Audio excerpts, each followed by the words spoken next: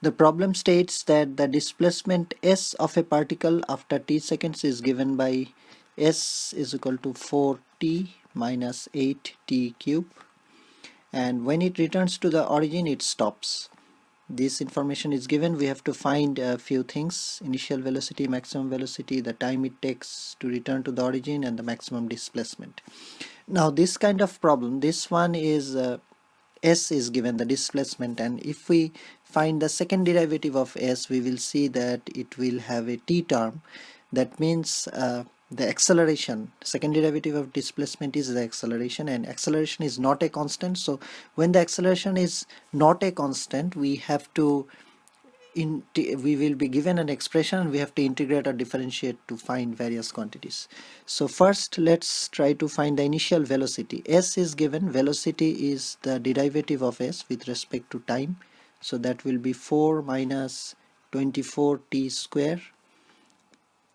So initial velocity is when t is equal to 0, we plug in t is equal to 0 in this equation, and it becomes 4. So 4 meter per second is the initial velocity.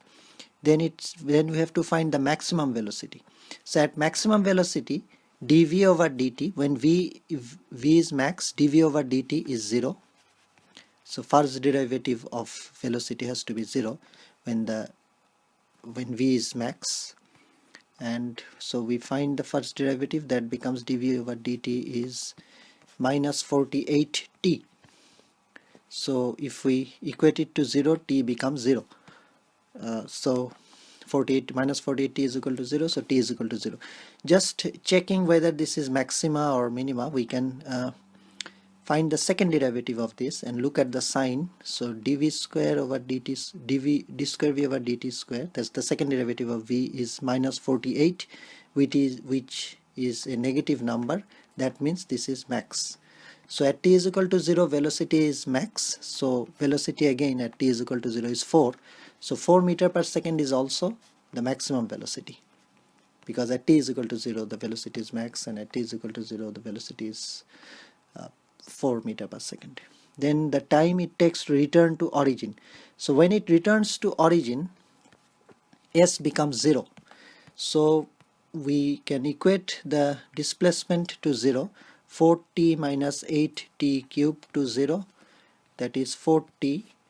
1 minus 2t square equals to 0. So we get t is equal to 0, which is initially it is at origin, and when 1 minus 2t square equals to 0, which gives us t square is equal to half, or t is equal to 0.71 seconds.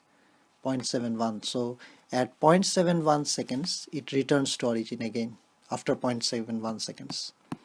So that's there. And the maximum displacement, again when displacement is maximum, ds over dt will be 0. So for maximum displacement, ds over dt will be 0. We equate it to 0 to get the time, and we get t square is equal to 4 over 24, which is t is equal to 0.408 seconds. So that's when the maximum displacement happens. Now we plug in this value of t into the displacement equation, which is 8t cube, 40 minus 8t cube, 4 into 0.408 minus 8 into 0.408 cube, and this gives 1.09 meters. So that's the maximum displacement.